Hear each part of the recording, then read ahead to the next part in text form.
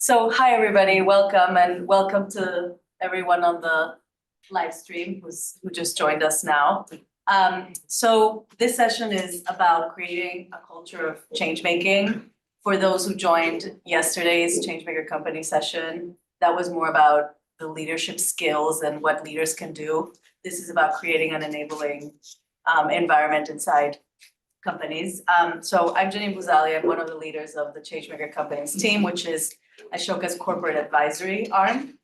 And I'll talk more about that in a second, but I want to provide some framing before I also introduce our speakers. So recently, hopefully everybody's aware, there's been this big wave of ESG and CSRD, right? All of this regulation and reporting standards are coming down the pipeline, and companies are building jobs and building trainings and creating more reporting mandates. And so we really are asking ourselves this question as an organization that looks at organizational change for impact and the role specifically that companies play in society, is this actually leading to real deeper impact, right? And what we hear, and I'll share some statistics in a second, is that it really kind of isn't, right? There's a lot of adding on to existing things that are already there in the organization. And sometimes in worst case scenarios, it's just an added on burden to employees that is, in the form of trainings, and maybe we should close. Yeah, I'm distracting myself. Thank you, Einstein. Yeah. So is ESG really working, right? Is kind of what we're here to explore. And we, as opposed to the DEI session earlier this morning, we're not going to go so much into the kind of politicization of ESG in the United States, especially. That could be its own whole session. We're really going to look at, like I said, what is the culture that enables something like ESG to be a driving tool for transformational change, right?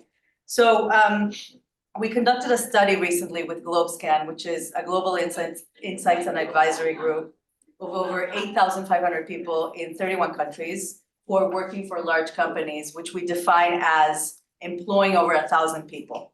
So what we found is that even though companies state the importance of sustainability and how important it is to commercial success specifically, only 37% of senior leader respondents believe sustainability is, quote, very integrated into the core of their business. So about a third, right? There's sort of a contradiction here between what companies are saying and, again, what their leaders report they're doing, right? And then 70% of employees agree that what their employees say about social and environmental responsibility is not consistent with actual company behaviors, right? So we see it at the leadership level of perception and then also at the level of employees. More anecdotally, during one of our recent roundtables with 20 corporate leaders, we heard a similar intention action gap. Quote, we want to become sustainable, but we keep prioritizing short-term profits. That also came up earlier in the conversation we had with Firestore around DEI and how that's one of the greater challenges that the team has had to learn how to address and overcome, right? This focus on short-term, which just hinders real change towards impact from happening.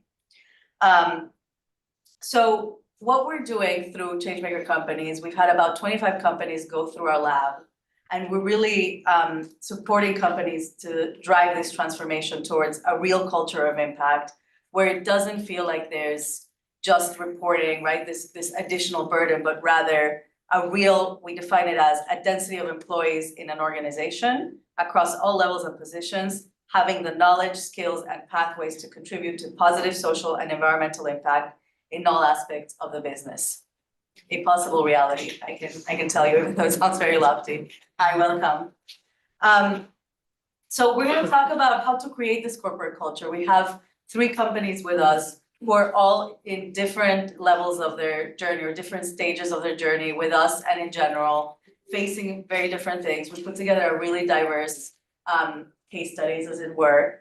And they're all really committed to fostering a culture of impact that ensures that employees have awareness of societal issues, that they feel this ownership of their company sustainability goals, and that employees have safe spaces and autonomy to contribute to these creative solutions that are closing that intention action gap.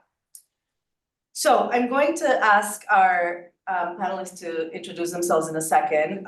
What we're gonna do today is have a little bit of a panel conversation where we'll explore this why and how it's important to invest, and provide the space for employees to contribute, right? To create positive impact. And then we're gonna say goodbye to the live stream and to Bjorn and have a little bit of a workshop here where we'll talk about some of the issues that two of our companies are facing and just kind of crowdsource how to solve them. So let's start. Let's jump in. Bjorn, can we start with you? Yeah, sure. Thank you. Thanks, Jenny. That prompt, let me remind, sorry, the prompt is name, company, and your role in driving internal change. Okay, got it. Okay, Jenny, thank you. And yeah, thanks for having me. Hello to everyone. I'm Bjorn. I'm a senior marketing and product manager for Central and Eastern Europe at Curzia.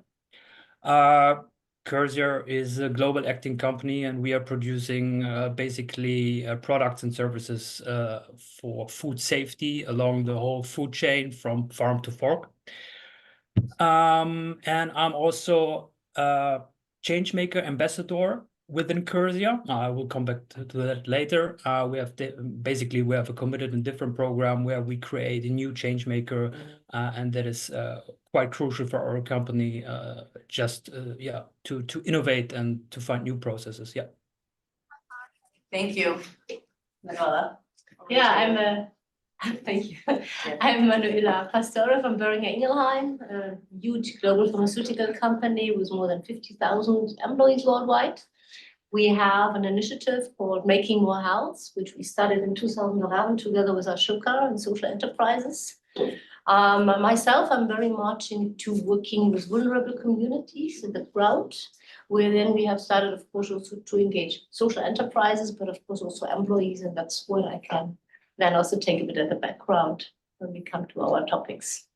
Xavier. Awesome. Well, hey everyone, I'm Xavier White, my pronouns are he and him, and I'm head of EMEA social purpose at Horizon Business. So that means I oversee everything from sort of CSR that we do in Europe, ESG apart from the sort of the reporting side, through from that to then how we convey that to our customers, the marketing materials we come up with. So that end-to-end process is what I think about. But my background's actually that I founded an LGBT rights and education charity at 17. And I came to realize as I got older that actually corporates can affect more change, sometimes even than nonprofits. And that we heard earlier that people place more trust into corporates than governments or any other institution. And so that's really why I moved over to the corporate world. And through that journey, I learned that actually a corporate affects its change through its employees. And that's why we're having this discussion, is because when you create an environment for those employees to thrive and to feel safe to actually try things and fail, then they can innovate and make impact. So Yeah, that's my relationship to change, really. I love that. Thank you. And actually, great segue to our first question, which is for you. So we know Verizon's partnership with us is relatively new. It's the newest among the three. So why do you think Verizon was motivated to go on this journey? And I guess I'd love to hear more specifically what's exciting to you about it. Sure. So firstly, it's the right thing to do. And I'm just going to say that with a full stop at the end of it. And that should be enough as an answer. But to really dive into it from a sort of corporate perspective, at our core, we've just updated what our mission was from we create the networks that move the world forward, where you can see the overlap already, to actually we power and empower how people live, work, and play. So you can see again, we're taking a more active stance even than just creating that to empowering people. So it's a natural fit from that standpoint for who we are.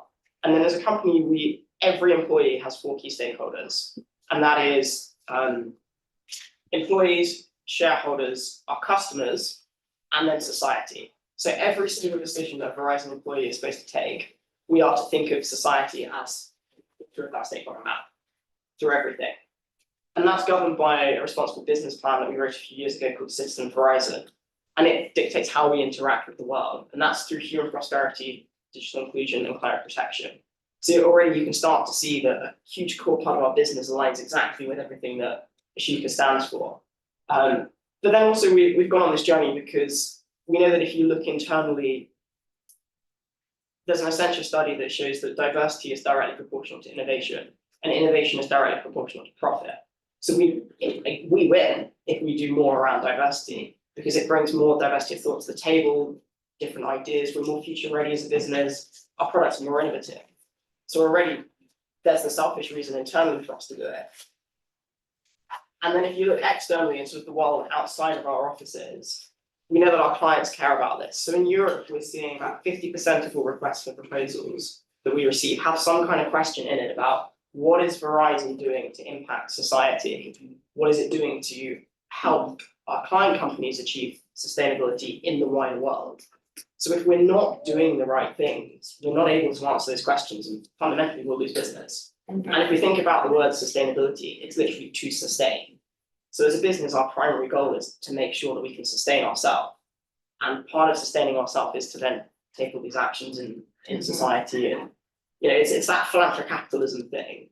The more that you invest in doing good, the more money you make, the more you've got to invest in doing good, and it's wonderfully cyclic. Yeah, I love that. I mean, the insight that you need a thriving society to be a thriving business, right? Yes. Like you said, it's Yeah. the right thing to do, but also this Yes. is, absolutely. Thank you. Yeah. But now let's move on to you. So, like you said, partnership between Boehringer Ingelheim and Ashoka is in its 13th year. That's 1-3, right? That's amazing.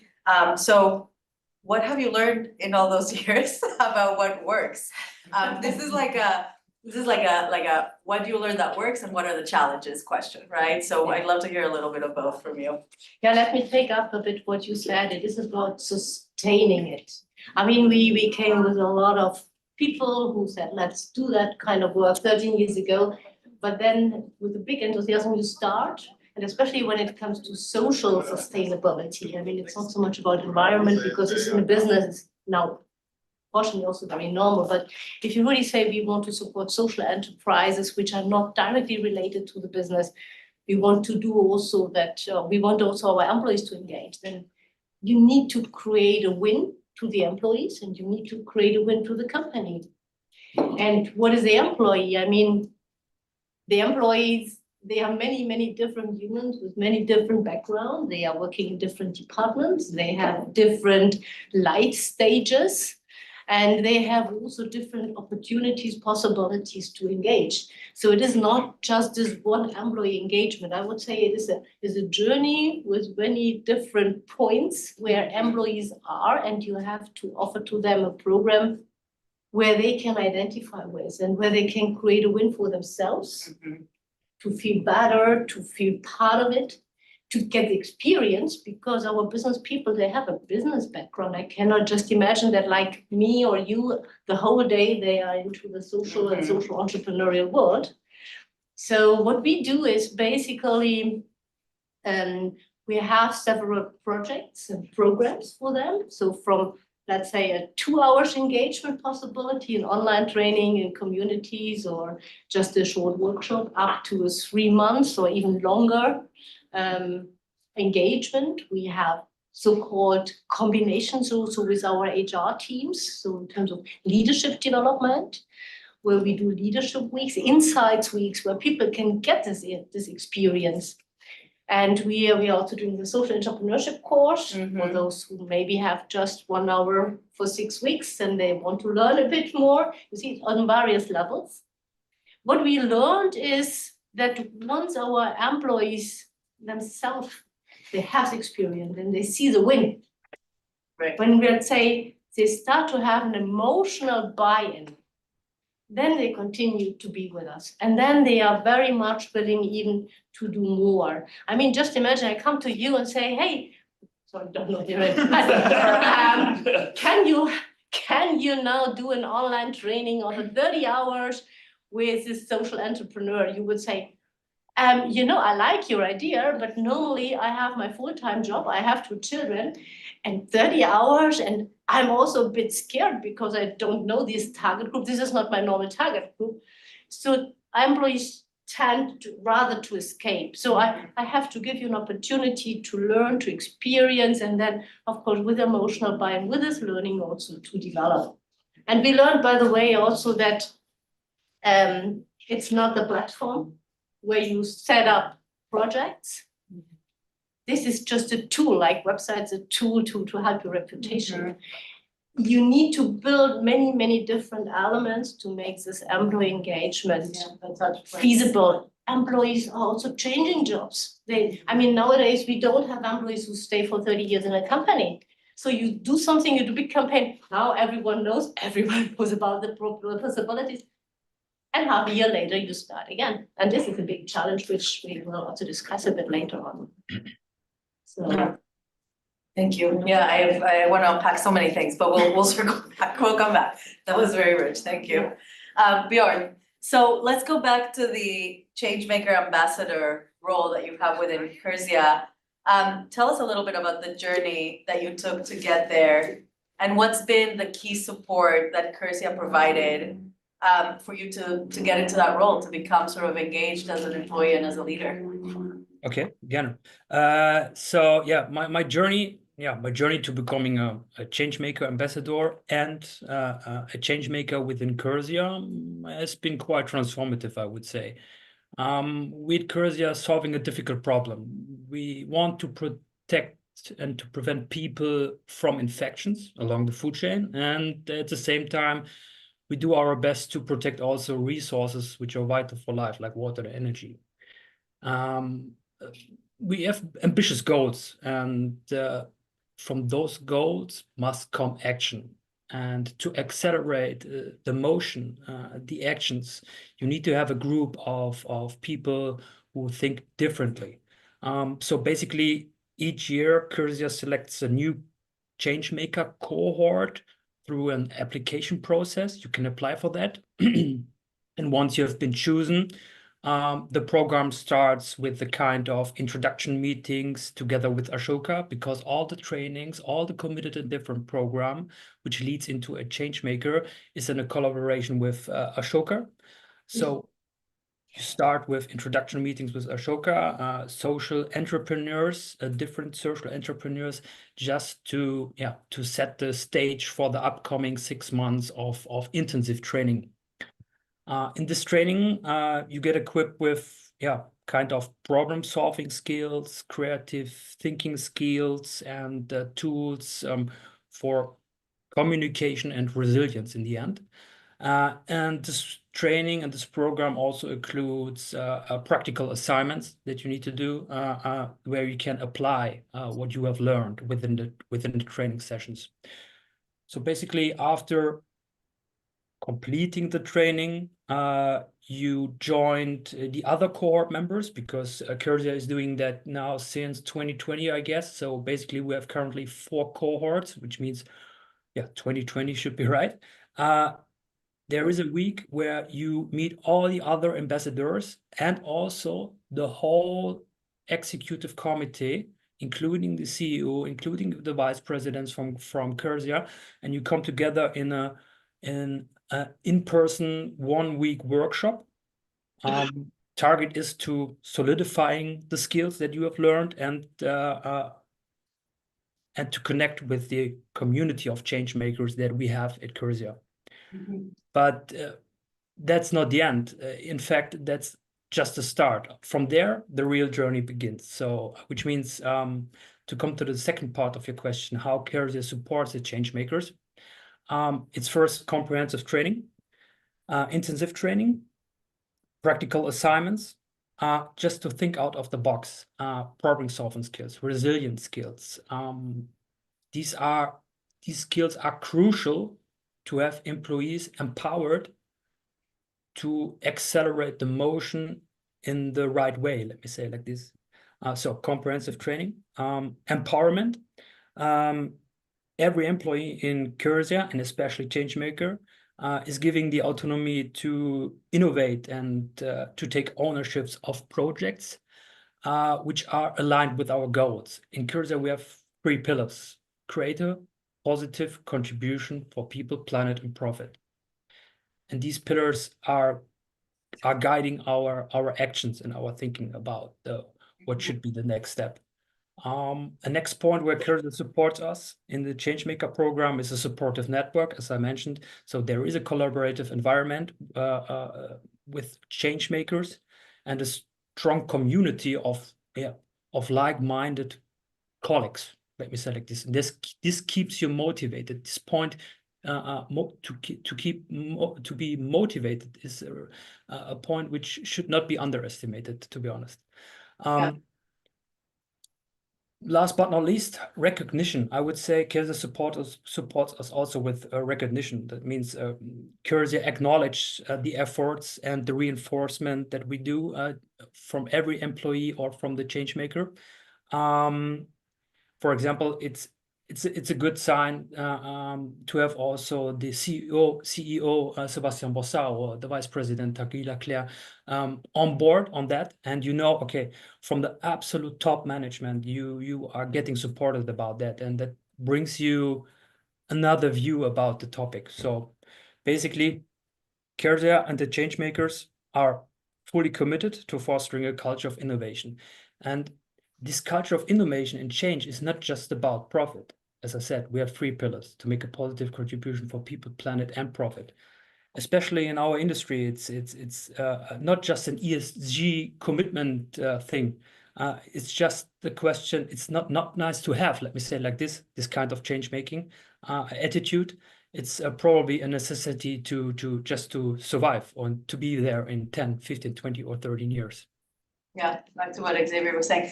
No, but I think that this is great. So what you and Manuel are saying, this question of a lot of touch points that are also actionable, right? Like moving people into opportunities to take action, but also a supportive community, interaction with like-minded people. And also, this is part of why we think Ashoka is so well positioned to drive this change in companies, because we can bring social entrepreneurs that are inspiring, that give examples, that teach these skills, right? So but I think the multiple pollination really stands out to me in what you both said. And we'll circle back to, there's some more things I wanna ask you to pull apart as well. But back to Xavier for a second. So going back to the kind of beginning of that journey, right? And thinking about what this can become, right? So we're weaving this story of what this journey looks like in companies.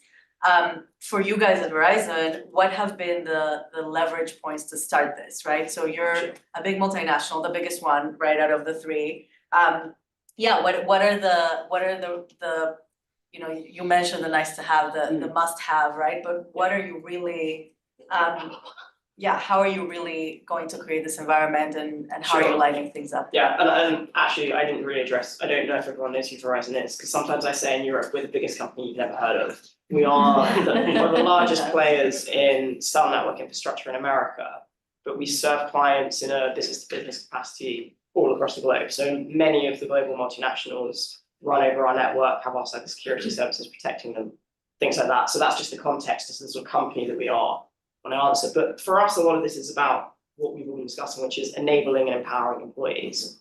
And the theme of today is true participation. Unless you've enabled your employees, you can't have that.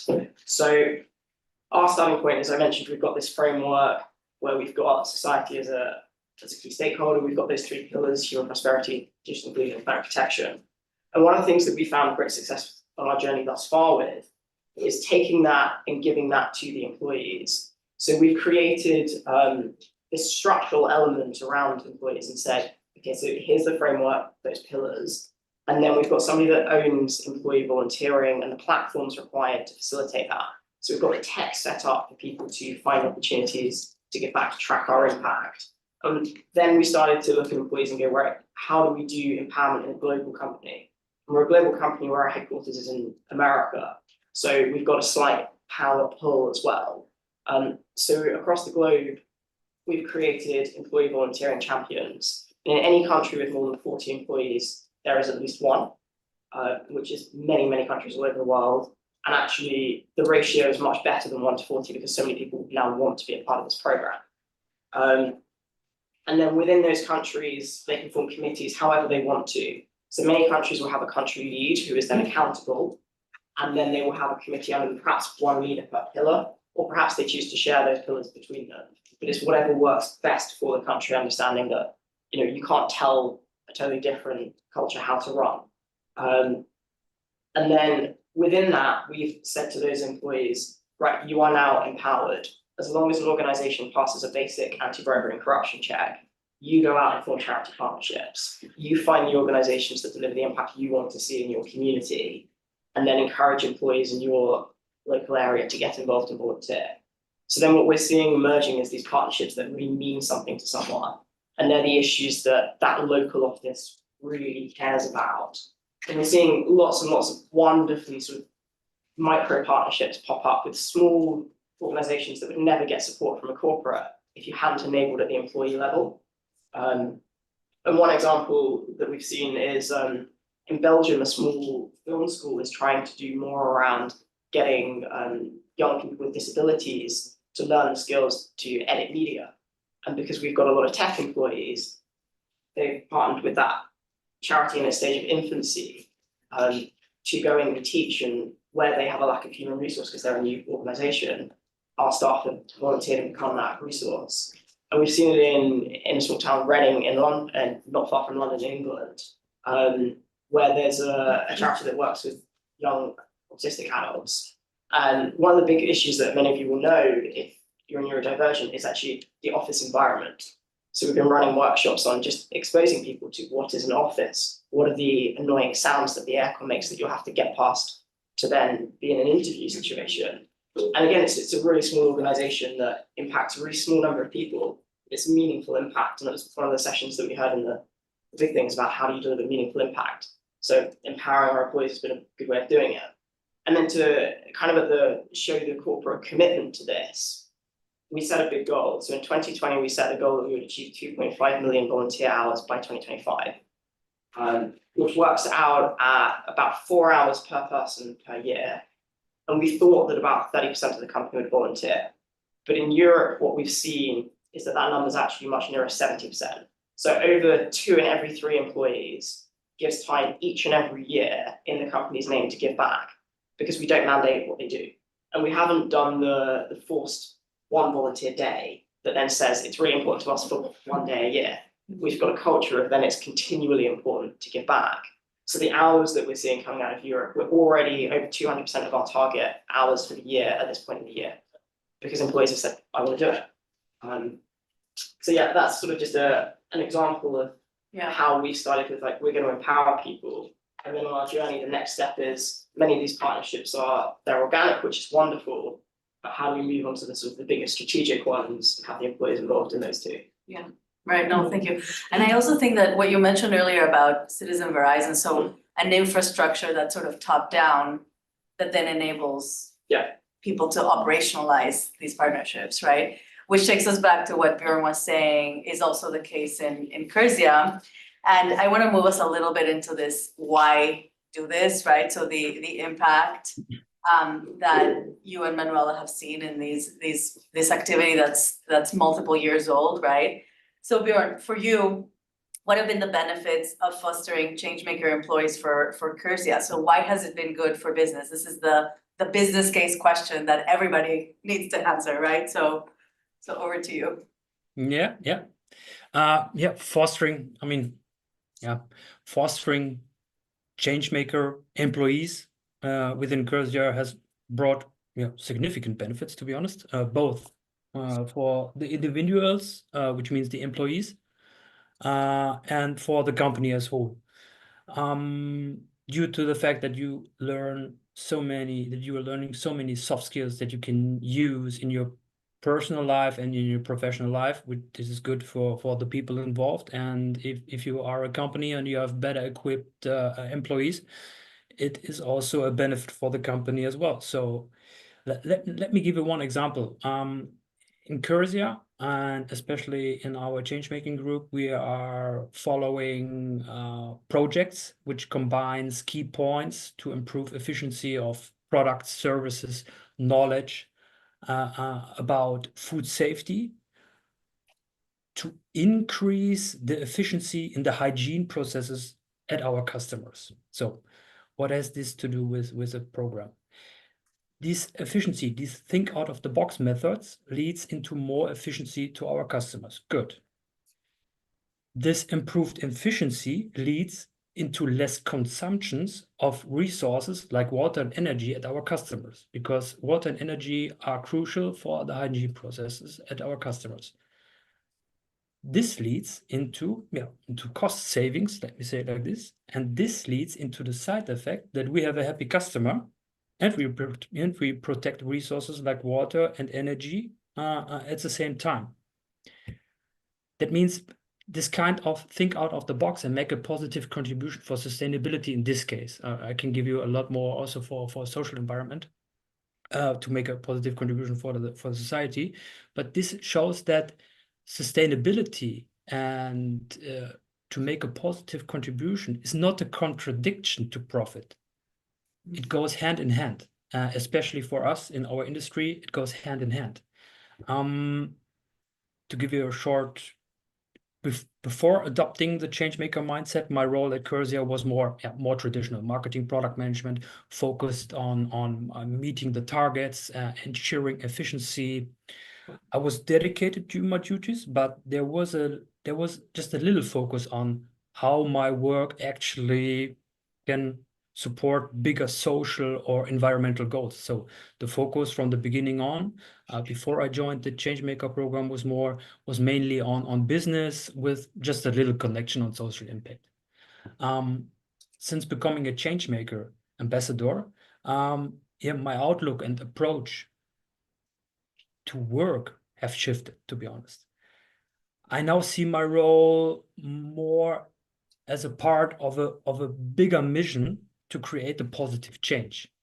I mean, it's important to have safe food and safe beverages, but how can you achieve that?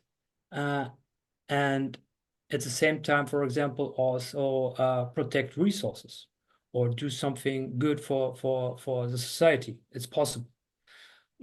The whole journey has made my work more holistic with sustainability and innovation. These are guiding my decisions. But what are the key benefits for Curzia, especially when it comes to the program? Is it a good investment for Curzia to invest in their people? Absolutely yes. But why? During this program, as I said, you learn so many soft skills that you can use. So you will get enhanced innovation at Curzia, which means you have empowered employees as change makers, and this leads, or the likelihood is high, this leads into higher creativity and problem-solving skills, and this leads into, for example, improved products and services. So we are currently living in a volatile and uncertain world, and the frequency of changes accelerates from year to year. I mean, look what the topic AI, what has it brought within the last 2 years? It's amazing how many steps we are forward. This also brings changes. 3 or 4 years or 5 years ago, the government's thinking about, okay, in 2013 we will have less energy consumption due to the fact that we are more efficient. But now we have AI. AI means we need more data centers. If we have more data centers, we need more energy. So in fact, the energy consumption will be 10 times higher in 2013. Completely the opposite what we thought a couple of years ago. So you need to adapt, you need to change. And that is why it is important to have change makers. So enhanced innovation, that's a key benefit. Stronger engagement. When people feel that their work really contribute to a greater good, they are more motivated and invested in their own roles. Yeah. It also, one benefit that is also worth it to mention is for sure improved reputation. We talk about, or in our title is also our ESG commitments. Curzia is a private equity owned company, so that's certainly a point. If you are hitting a good ESG score, it's good for the company. But as I said, that's not the only reason for Curzia. It's simply the reason that if you are work sustainable and if you increase efficiency and if you make a positive contribution for people, planet, and profit, this increases the likelihood that we are still existing in 10, 15, or 20 years. So, last sentence, fostering Changemaker employees is not good for business. It's essential for sustainable business. Thank you. Yeah, really, just to pick out one thing that jumped out to me at the individual level at Ashoka. So with the Everyone a Changemaker strategy, there's this key moment when people identify as change makers, and that has to do with that connection to that bigger mission, right? Outside of your role, outside of even your company, right? Through your work, through your company, but like for the greater good, right? For the good of all. So I'm glad that the program has enabled that. That seems really key and important, building up to the impact of the company, right? So thank you. Manuela, over to you. So similar question, but beyond the individual level. So you've invested a lot of resources into creating this culture. What are the key changes you've seen among employees? And the million-dollar question, has this enhanced sustainability and ESG commitments at BI? Sure. So, yeah, I mean, I do not want to repeat what Björn and Xavier already told you. I think the upper commitment is key, but what we experienced over the years is we saw a kind of movement among the employees to engage. And this gives you a different drive. As long as at the beginning you go to employees, can you do this, or here are projects, or here's a platform, and you have to push them. I would say you're still in the push phase. When then they have really seen the benefit, when they have started to think even on innovative ways out of the comfort zone, because when you match them with change makers, the question that they have, they change. I mean, we're all stuck in our bubbles. I have to bring people from business together with people, change makers, and then you have different questions. If they see that benefit, be it more on a product level, because they have the different ideas to maybe connect the service with the product, or whether it's more on a personal level or leadership level or reputation level, then you really are starting to get into a movement phase, which somehow then is also out of your control. I mean, normally you, me, Björn, we sit in our sustainability departments, let's say, and we have our strategies, our frameworks. At the beginning, we steer it. But with 50,000, or even in your case, I don't know, 100,000, whatever, how do you steer if it becomes a kind of self-engine, which is great. So then you can just give, let's say, a bit the framework, but it is really very interesting, because then also sitting in our departments, we learn from them. Why don't you do that? You see, these guys in the production, they don't feel part of it. They are scared. They think just the people in the administration are the ones who can become change makers. Oh yeah, you're right. I should think about it. And that's where I say over the years, our biggest change, and a positive change, is that it became rather a movement, even challenging us from time to time. Also to find many opportunities. You know, you get these calls, my team wants to engage, what can they do? And you say, yeah, we have opportunities, but in all the different countries, and it should be also something that is more than just going to kindergarten and paint a wall. That's not the point. But how do you engage a big mass of people? Yeah, so, but it's a lot of ideas are coming definitely right out of the movement. So this is a big change. What I also like is this peer-to-peer communication, not just this from the upper board level. We are a sustainable company now. We need the employee, they need to engage, but really to see that you have also bottom-up interest. And I think middle out, in right? the middle Also, as well, yeah. And I think we are in the right time, because at the beginning it was very hard. I mean, when we started in 2011, we had no SDGs. Right. It was not in the business mindset to write impact reports. Yeah, this has changed a lot, which is good and very helpful. But having also natural interest by the people that I think all our employees, whether it's theirs or yours or mine, or basically we have also human beings like you and me, they are interested to participate and to do that in a good way, even for the company. We have to leverage a bit more sometimes the potential, because many of them, they just see the painting of the walls and not more. So not everyone is so familiar. Then having peers in the company, ambassadors who do that for you. I think at least when you have big companies, you need that, because otherwise it's Definitely. And we're not getting too much into it today, maybe during your breakout, but the work that you guys have done on systems change in the health space, right, which is your industry, is amazing, right? And it's all in co-creation with Ashoka Fellows. So even moving beyond painting the kindergarten to systems change, you guys have managed to do something amazing there, right? In your industry, in your space, in a relevant way for the company.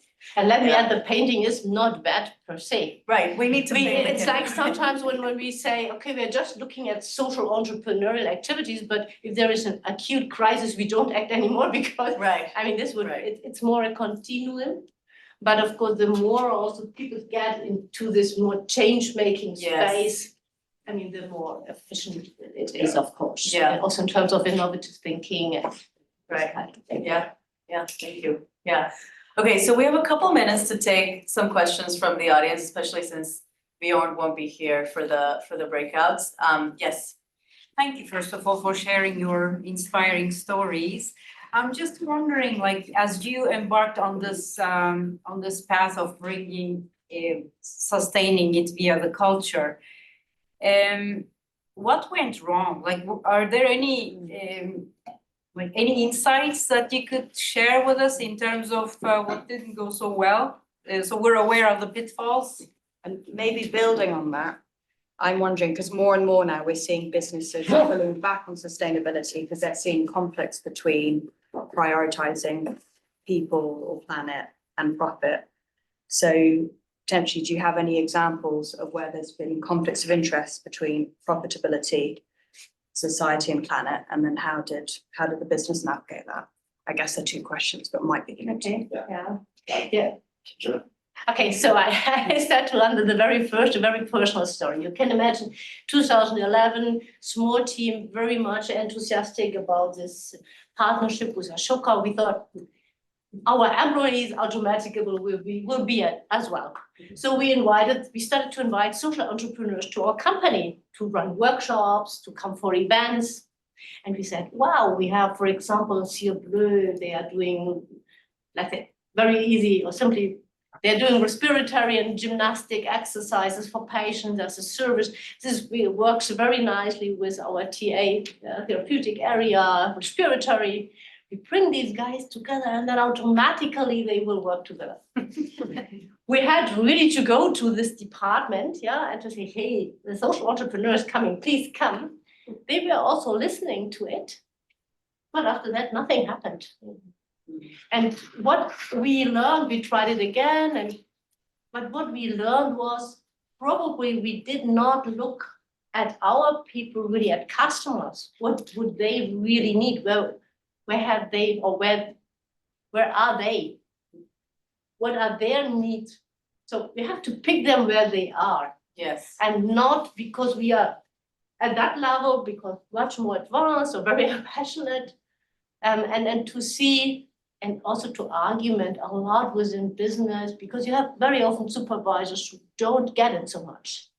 You have to find good arguments, business-driven arguments that they can understand and not just talk about like we would talk here at the Ashoka Summit about topics. So it has a lot to do how you translate it into the classical business language. yeah, To get Yeah. that buy-in, yeah? And I think internal stakeholder management is also very important for overcoming the challenges. We do that a lot, help people build, the Yeah. internal teams, right? Bjorn alluded to that as well. Yeah, Xavier, did you want to add something? Yeah, I think sort of what's really interesting is when you start a movement like this, you are basically the entrepreneur. And it's like we talked about before, I can't say this word properly, hero entrepreneurship, where you are the person that is driving it, so everyone just thinks of you. So certainly the learning that I had to go on as I sort of developed my leadership skills in the business and started what we were doing in Europe was actually removing myself and letting people take over. So while I had built committees and people were empowered and they were forming great relationships, there was almost nothing happening that I wasn't part of. But I am one person and I have a certain amount of capacity. And I was still having to build little SWAT teams for every skills-based volunteering opportunity there was in the early days. As you say, at the start, you have to find the people before the people they come. And I was completely and utterly overwhelmed going, this can't scale because I have made myself integral, and that was my fault. That actually I needed to have set it up in such a way that other people could take on leadership roles within this. And now we have that. And we've got this amazing lady that's leading the volunteering champions in the United Kingdom. We've got amazing people across Europe leading the teams. And there are people in the business that perhaps never had a leadership opportunity before. And perhaps their own managers think that they don't want leadership. but give them the opportunity and the freedom to lead something they're passionate about outside their day job, and they step up and they're amazing. Mhm. So for me, yeah, that was my biggest, I'm not gonna call it failure, because I think if you're so passionate to make it work, you never have a failure. You just become more tenacious. But that's my one is, yeah, realizing I had to extract myself. And I had to stay at the strategy level and the big strategic transformative partnership things and let people trust people really. And they've been amazing. So to answer your question about conflict and profit, I'm gonna say we haven't had one, but that's because when you mentioned about business language, I've been meticulous since the start that I produce business case after business case of what we're doing. I track everything and I track it through a business centric lens. So we're a business that operates on Salesforce. I have a Salesforce campaign around where we volunteer with, if we invite clients to volunteer with us, what does that do to that client relationship? If we volunteer in a certain community and communicate that out to our clients in that region, what's that doing to those clients and the way they perceive us? How is it influencing in a B2B world, how's it influencing the deals that we're closing? So I've mapped since about 2021 to now the complete effect of what we've been doing across Europe on our pipeline, on our revenue numbers, all of that, and is it closing business quicker? And we've actually adopted what we've been doing into our account-based marketing. So we talk to our clients on that. So the key clients, we talk to them one-on-one, and we have bespoke materials that they see only that are relevant to their world. And it is now CSR and ESG is a huge part of how we talk to them because it says we understand you culturally. So we've seen that then lead to more profit. It's one of our most successful account-based marketing tactics is aligning around society and doing good together. So there may be small incidences where perhaps it doesn't, but the big picture, we've categorically proved this is what we do for profit and it works. And what about on the environmental side? Is that different? So the same holds. So anything that we do that is good, the impact on our business has been positive. For us at least. Yeah. Makes sense. Yeah, I mean, I think this is great examples, but it'll be interesting to see what happens as you move away from volunteer projects into innovation, like product innovation, right? Which is what we're trying to do in the US, but you guys have so much great experience. Janine, maybe I can add something? Yes, I was about to throw it to you. Okay, thank you, Janine. Yes. Sorry. Especially when it comes to if we're talking about profit, and is it in contradiction to sustainability or to make a positive contribution for society? It's also a question of which time horizon do you want to view. If you want to do short time profit, for sure, you don't need to care about the sustainability or social impact. If your target is just to make profit very fast and then being out of the business, maybe it's possible. But if you want to change the whole industry and if you want to stay longer and if you want to be profitable on a regular basis over a long time of period, it's absolutely necessary to be sustainable. Just due to the fact that the demand of sustainability increases over time and will increase due to the fact that it's important. It's also the kind of make a positive contribution for society. It's important to have motivated people. And as I said, profit, if you talk about profit, you also need to have a look on the time horizon that you want to achieve the profit. If your time horizon is in mid to long term, you have to take care of it.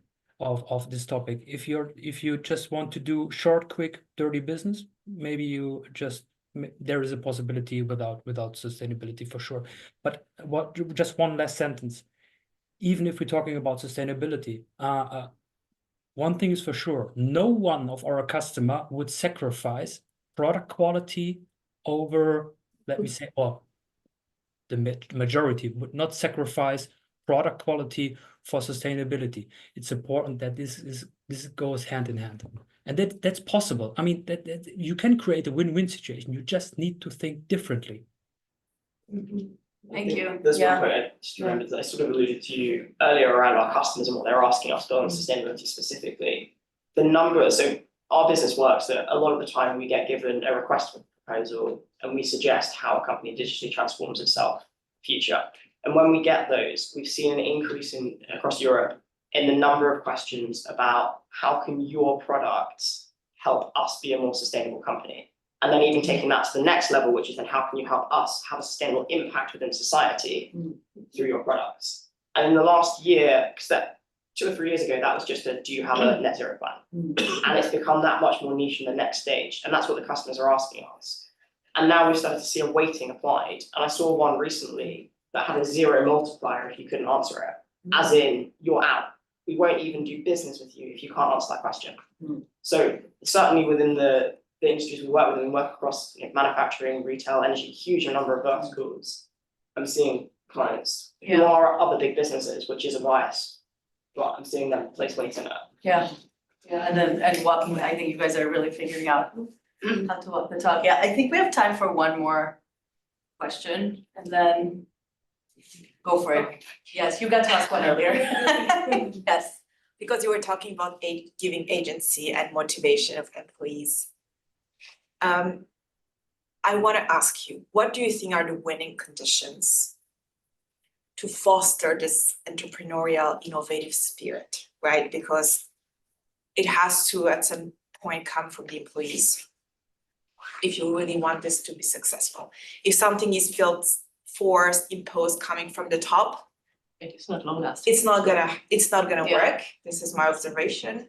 But then again, you need to have these winning conditions. So how was it in your respective companies? What can you tell about that? Do you guys want to let Bjorn start? Yeah. Yeah, I feel like you have thoughts. Do you want to go first?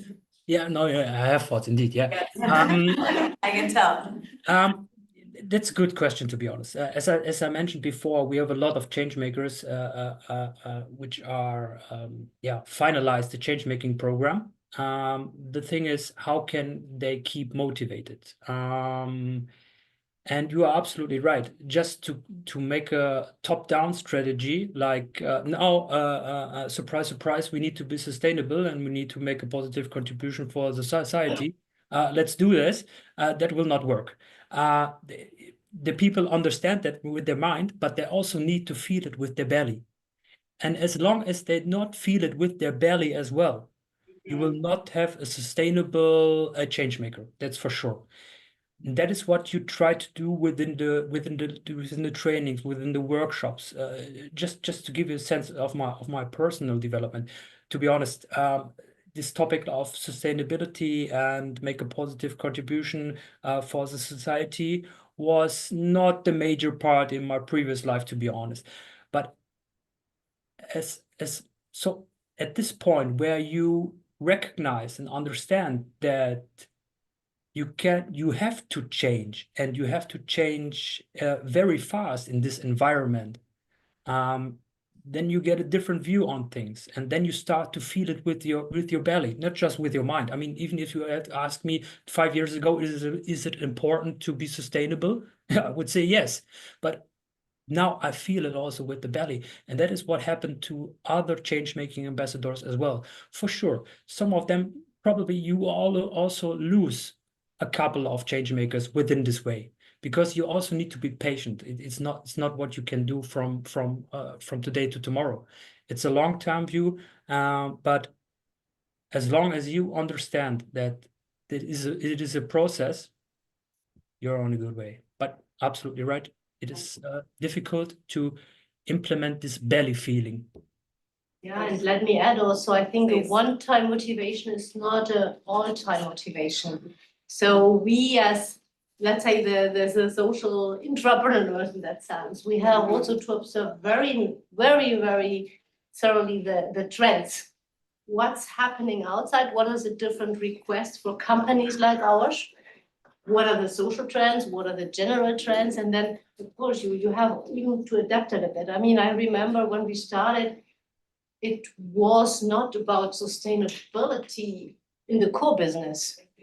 But what worked at that time already very well was to connect it with the HR, with a leadership perspective. Maybe also with the Yes. innovative thinking perspective.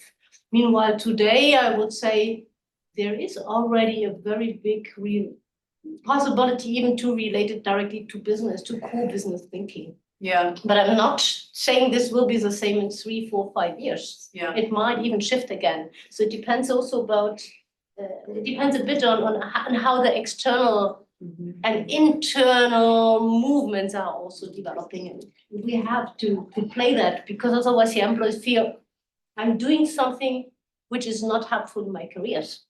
Yeah. And Yeah. then why should they do it with us and not outside at home? Yeah. Right. Yeah, that's a great point. I think in my experience, working with, again, a range of companies, a good question is, where is this gonna live?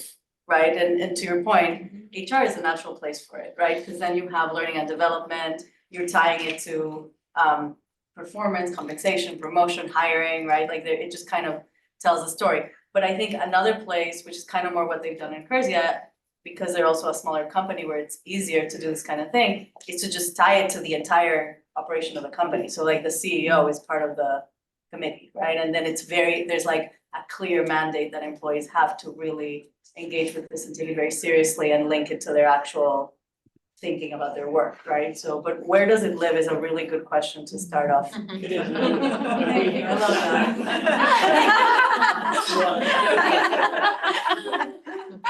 Yeah, we've been on that journey, and at first it sat within our marketing hub because it's our brand's purpose in society. And it's what do we mean? And we have a very progressive view on marketing that it's not just, well, I mean, it is just making you buy more stuff, but it's the value of who we are. And we've moved it around a few times, but it actually doesn't matter where that department sits, because what matters is how the employees feel enabled and the experience that they have, and it's employee experience fundamentally. It's, does an employee feel listened to? Do they feel that the program resonates with them? So having a structure where each country has its own committee, where each country also has a senior sponsor, that they don't dictate what happens. They're there to enable the employees who are elected to take this role on. So it's, because we were very scared of the phrase voluntold when we introduced this, is that if we say to everyone, just put in 4 hours per year per person, that they're not going to want to do it. But what we've done is try to create that space to say, as a company, we enable you to do something that actually maybe in your personal life you couldn't. You may not have the contacts to go and make this change. You may not be able to get 5 other people to come with you so that you can have real impact on this thing that you do. So the company gives employees the opportunity to do more than you could do alone, which is then how it becomes the company initiative. Yeah. And that's only come through sort of listening and trust. Yeah, that point of empowering others to lead, right, is also part of our change-making framework, right? So it's so important. And like you said, you gotta let it go and focus on, right, trust people, et cetera. Yeah. Okay, so we're gonna say goodbye to Bjorn and our live stream audience. Thank you so much, Bjorn, for joining, and thank you everyone who's Thank watching. you. Thank you. Thank you very much.